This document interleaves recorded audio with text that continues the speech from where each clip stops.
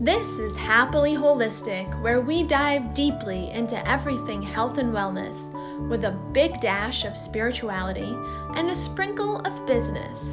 We spotlight the uplifting and the positive and share the secret ways top wellness authors and celebrities get inspired, stay healthy, and enjoy this beautiful life. I'm your host, Amy Lee Mercury, best-selling author of 15 books and holistic health expert for the last 19 years. I can't wait to get happily holistic with you today. Hello, and welcome to Happily Holistic. I'm so happy you're listening to us today, and I am very excited to be here with my friend Rob Mack. Hi, Rob. How are you? I'm doing good. I'm excited you're here. I'm so excited to be here. Thanks for having me. Yay! Rob is an Ivy League educated positive psychology expert, celebrity happiness coach, author, and executive coach. His first book is Happiness from the Inside Out, The Art of Science and Fulfillment. That's your first book, right? Yes, that's We're right. going to hear in a little bit about his next book, but not quite yet. You can find him at his website, coachrobmack.com. And Rob's been endorsed by Oprah, Vanessa Williams, and many others. He's been a regularly featured guest expert on Good Morning America, The Today Show, Access Hollywood, KTLA, E! Network, OWN, and much more. He's been in GQ, Self, Health, Cosmopolitan, and Glamour. And he's one of the world's leading experts on the relationship between happiness and success. I'm so excited you're here with us, Rob.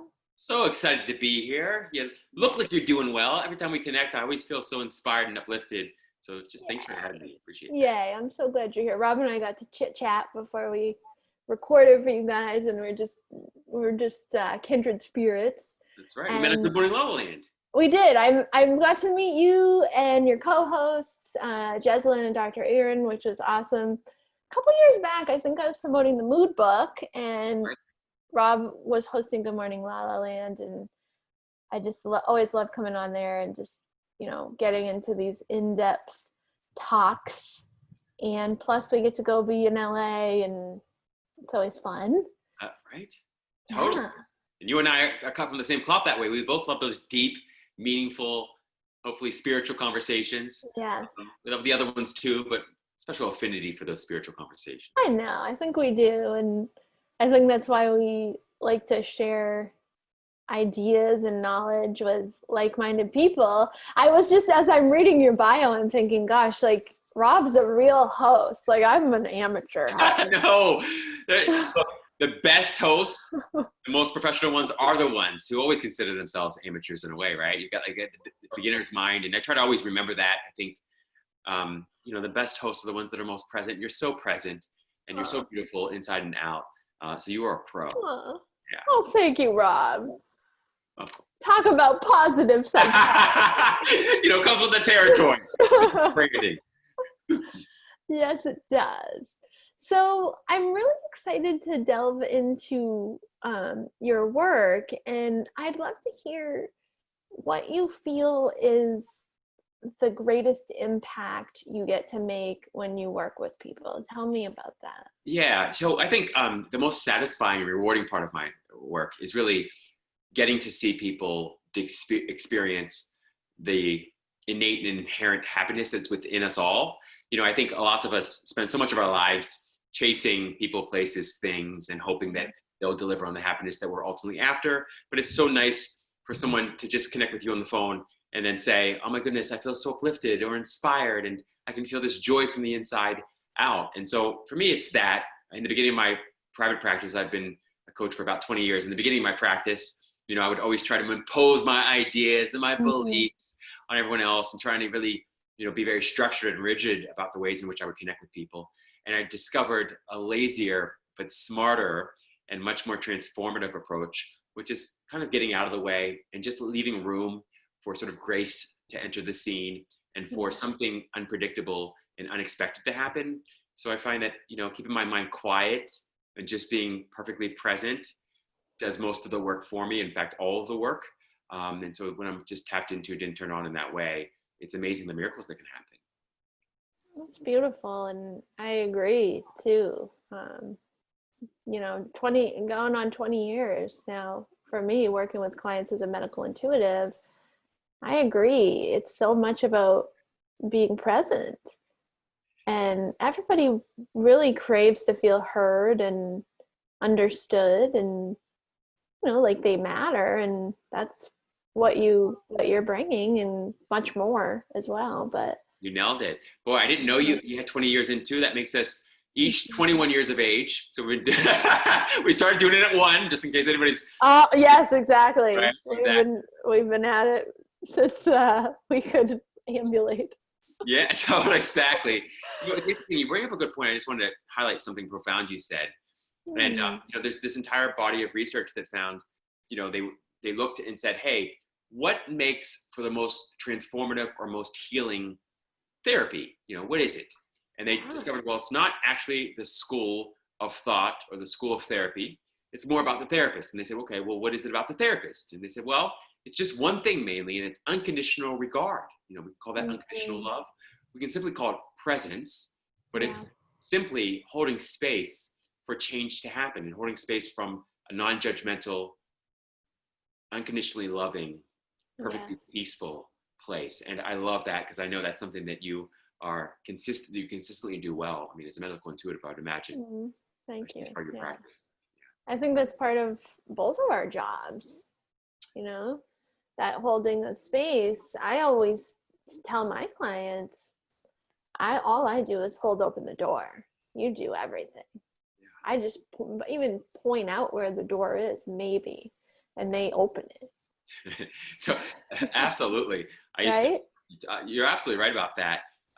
It's interesting. I remember, reading, probably like most of us, you read scripture and, knock on the door shall be open. And then, later I remember reading different kind of versions of that, which is like, don't knock, the door is already open. And then, right. At the door, there is no door. It's always been open to you, and everything's always been available to you. And I think part of presence and practicing, whether it's unconditional love or unconditional happiness, is just entering into that experience where you realize and recognize that whatever it is you're searching for has always been infinitely available to you. Absolutely. And that the open door is inside of you. That's right. It's always been open. That's right. So no knocking, no asking is necessary. Right. Absolutely. But it does require, I think for me, I don't know about you, but quieting my mind. That's always been the challenge, because the ego wants to get in there, the mind wants to get in there and dictate, the direction and how fast and the way it should look and feel. Oh, yeah. That can be a little bit of a challenge. Definitely. And, hence why we come back to meditation and mindfulness. And, and I think our minds and our desire to shape our reality serve us in many ways. We need those qualities to be successful and create the life that we desire to some degree. I know for me, and I'm going to ask you your version of this. I was born intuitive. So I was born with no structure inside of me. I mean, luckily I had structured parents, and my mom was, able to help bring structure, but, no structure internally, along with like ADHD and stuff like that. So for me, the journey, this last, like, I guess 30 plus years has been having enough structure to share the unstructured reality of that unconditional energy. I'd love to hear how did that journey go for you? How did you start out as a child? Yeah, so I feel strongly and deeply that I was intuitive as well, but I didn't have an awareness of that intuition at all. Yeah. I started off, I took the long scenic route to happiness and peace and self-love. I think so many of us do. So I remember being unhappy as long as I remember being alive. I was deeply unhappy, truly depressed. And, I always imagined I grew out of it, that, one day I'll just grow out of it. I'll eventually, perform well on the, athletic field. I'll perform well in the classroom. I'll have great friends. I'll have a beautiful girlfriend, and it will be okay. Yeah. And that didn't really happen, at least not right away. So the depression and unhappiness that I felt as a small child only got worse as I got older. And eventually I got to a place where I was suicidal. And Wow. yeah, I started researching ways to kill myself. And, Mm.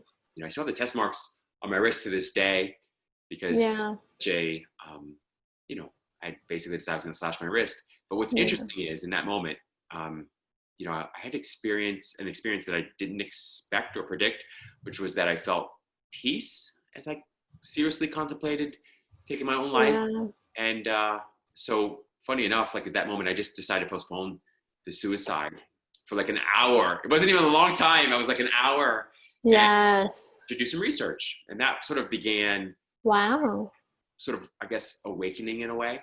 Yeah. Yeah, it's kind of why I do the work I do today. That's what I'm thinking. Yeah, that's what set you on that path. And look at the body of work and that you've built and the help that you've been able to share. Yeah, it's interesting. It's ironic in a way, and yet at the same time, not so much. I mean, and you know this better than anyone. It's like our greatest problems often truly point to our greatest purpose. They And do. the one thing I was asking for at that point in my life was purpose, and it came maybe poorly wrapped, but boy, the gift inside, so profound. It changed your life. Indeed, yeah, It changed the course of your life. that's right, exactly. And Yeah.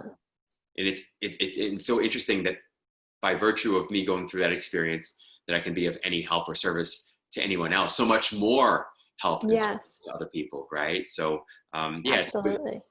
good for me to remember that. Absolutely. Yeah. And it took you, down your path. Hi, it's Amy Lee Mercury. I'm so grateful to be a part of my medical intuitive clients' journeys of healing and evolution.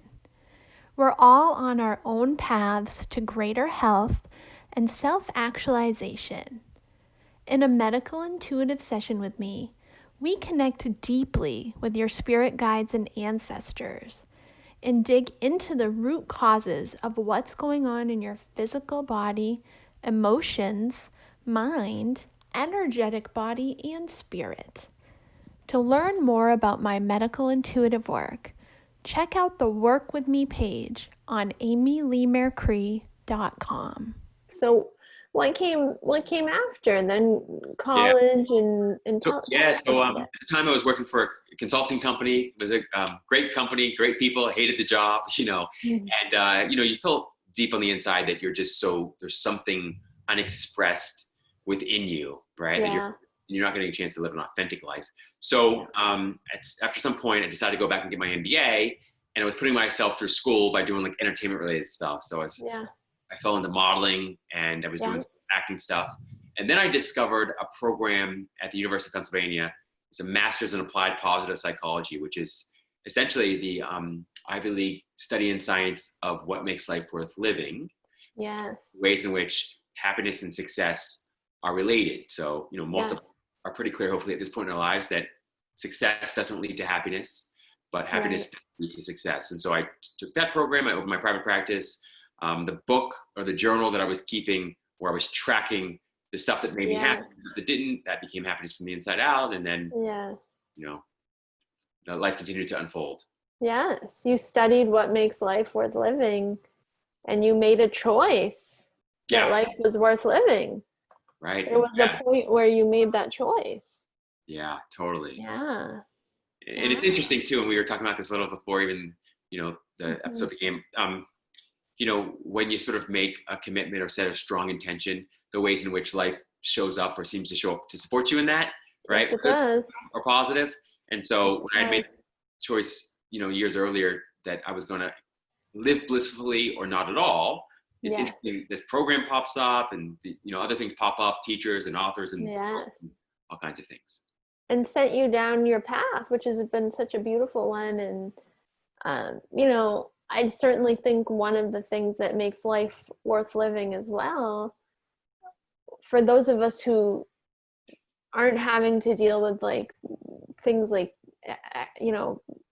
profound economic security issues and things like that. So if we're in a position where we're getting to look at what does make life worth living, some of that meaning is sharing your gifts and passing that on and raising the vibration of the planet.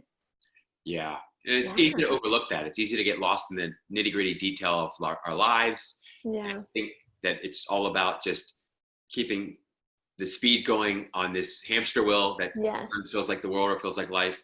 And it can be a little bit difficult to step off the hamster wheel for a little bit of time and really clarify why you're living, like what you're living your life for. Yes. All this stuff for, what's all the laundry for, and all the work for, and all the working out, and what's all that for? To what end? Yes. And, once you get clear about that, it's easy to reverse engineer the rest of your life accordingly. That sums up my life philosophy right there. It does. Reverse engineering life to your desires, your benevolent desires, essentially. Absolutely. That's what I do. Sounds like that's what you do. It's working for you. So yes, absolutely. It's important because, and it's amazing how much it simplifies your life as well, right? It streamlines, simplifies it, and it also increases the enjoyment that you experience in all of it. It really does. And,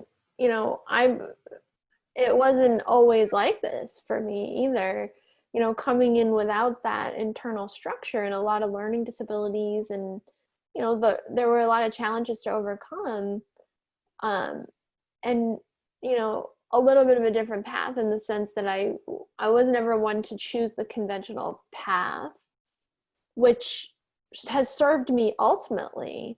But at the time when, there's comparison with other people and you should be at the level that they are, or, the different kinds of, well-meaning judgment from, friends and family, although very well-meaning, it takes to get into this stage of life to have that be validated, or not this stage, but it takes time to have that be validated. So I think there's many different paths that lead us to this point, which I think you and I are both saying that we, are enjoying, which is the positive effect of our intentions and our mindset on our reality.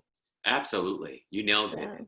Wayne Dyer, I used to read a lot of Wayne Dyer, and he would say so beautifully, so much of the spiritual journey, spiritual path, or we can just simply call it authenticity, is about becoming independent of the well-intentioned opinions of other people, right? And it's letting go of the people pleasing and recognizing that, look, please all 7 or 8 billion people on the planet, but not please yourself, and you won't be happy. But if you please the one person, yourself, you will find, even if you don't please the other 7 or 8 billion people on the planet, you're still happy.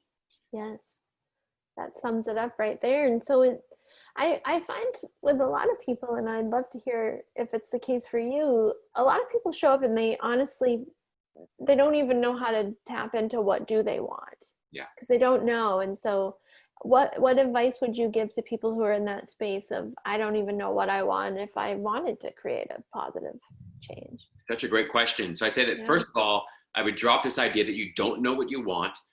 When you don't know what you want to achieve, accomplish, or acquire, you always know how you want to feel. You always know what you want to feel.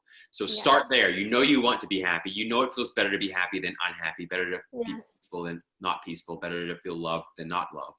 So you start there. And then I'd say the second thing is focusing on the things that you are clear about, that you do know in addition to that. So there are things that you do every single day that are extraordinarily painful or extraordinarily pleasurable that you can begin tracking. Those pleasurable things I call happiness islands. But notice the things that with very little time, energy, or effort uplift you, excite you, make you feel energized or happy to be alive, and just begin tracking that and stay out of your head about it.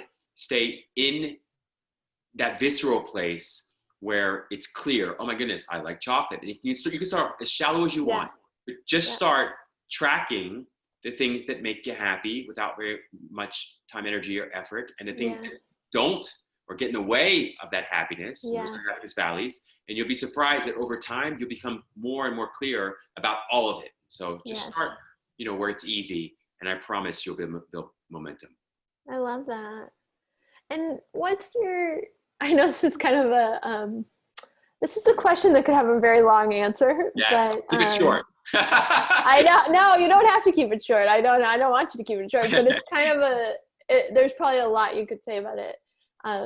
What is your way that you like to look at and describe the chemicals of happiness and the different, pleasure chemicals that we get from these things, and how we can optimize our lives with those? Yeah, it's a great point. So, there is a lot of research that's basically found that, look, we all have a happiness set point. We're born with a genetic predisposition for a certain level of happiness. And most of us are, as part of that, are born with a sad amygdala, right? Some of us are born with a happy amygdala, but most people are born with a relatively sad amygdala. However, the genetic predisposition that we have for happiness or unhappiness is perfectly malleable. It means you can change it. It's not like height. It's not like eye color that's a relatively static feature or quality. It's something that you can change by doing things, surrounding yourself with people, thinking new thoughts, but essentially happiness producing or happiness generating or happiness allowing activities and people and places. The more you can sort of get clear about that and be intentional about that, you can actually turn on and turn off certain genetic codes. And you can also rewire your brain. And this is the entire sort of body of research around neuroplasticity. You can rewire your brain for a happier, more peaceful, more loving, and even more successful experience of life. Life doesn't have to be so painful. It doesn't have to feel like torture. It doesn't have to be unhappy. You can actually rewire your brain for a much improved and enhanced experience, an enjoyable experience of life and of each other and of yourself. And so they say it takes about 66 days once you start a new habit for your brain to begin to rewire itself. But it's interesting, dopamine and serotonin and all these oxytocin, all these chemicals, really, you've got all these feel-good chemicals in your body already. Yes, and you're like a human living, walking, talking pharmacy. Yes, we are. So the question is, can you do things and spend time with people and spend time in places that allows a healthy, happy experience of this internal pharmacy that you already have available to you at all times? That's it right there. Yeah. I love it. And it's so true. And I know for me, the more I really brought consciousness to that,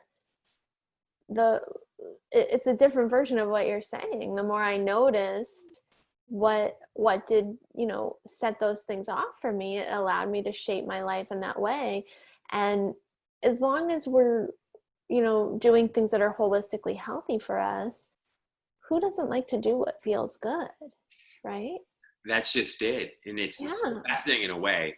Robert Holden, who's like one of the first positive psychologists, he's based in the UK, and he would talk a lot about the happiness contract that we have in our heads, or the success contract, or the love contract, which basically is just nothing more than inherited beliefs and stories about what you need to do in order to deserve or earn happiness or success or love.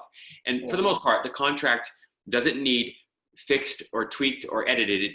It needs thrown away. Okay, like every stipulation and clause and caveat in that contract that tells you that you need to earn it or deserve it, whether it's happiness or peace or love or success, is getting in the way of that very happiness, peace, love, and success. So one of the major clauses that most of us, or thoughts, stories that most of us entertain that's not particularly helpful, is this idea that you have to suffer your way to happiness, or you have to suffer your way to love, or that love is suffering, or that love is sacrifice, or happiness is sacrifice. And so those are ideas that, while understandable, are not constructive. And no, they're not. Probably find a lot more happiness and peace and love if you can learn to let go of those ideas. Exactly.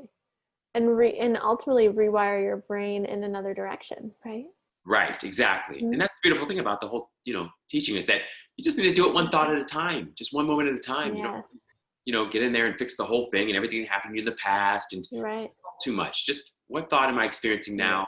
Is it a thought that I enjoy and it's helpful with respect to happiness, or not? If it's not helpful, you can replace it. You can pivot from there. You can let it go. You don't need to think anything at all. Yes. Truly at the end of the day, happiness is less even about thinking than it is letting go of thinking and just experiencing that peaceful aliveness you already are. I love that.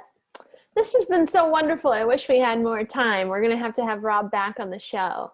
I'm going to ask you for our final question. What would you tell your 17-year-old self if you could send back a message from the future? One thing. I would say all is well. All is always well. Yeah. Yeah. I love that. All is always well. And on that note, thank you so much, Rob. Tell everybody where they can find you on social media. Thank you so much for having me. I so appreciate it. You have no idea. I really, really am so grateful for you. So thank you. I'm excited too that you got to be here. And please tell everybody the name of your new book, since we didn't even get a chance to discuss it because you had so much amazing stuff for us to hear about. For sure. That's all good. You can find Love from the Inside Out eventually in the spring. So look forward to that. You can find Happiness from the Inside Out everywhere great books are sold, including Amazon and Barnes & Noble, both online and online these days. And then you can find me at coachrobmack.com and on Instagram at robmack, M-A-C-K official. Love, love, love. Yay. Thank you so much for being here. Thank you everyone for listening to Happily Holistic, and we're wishing you a joyful day. Thanks for listening to Happily Holistic with me, Amy Lee Mercree. You can find out more about the show on amyleemercree.com on the podcast page. Please stop by your favorite social platform and leave me a comment. I'd love to hear how you liked today's show and what topics you'd like me to cover in the future. Come find me on Instagram and Facebook at Amy Lee Mercree. Until next time, stay happily holistic.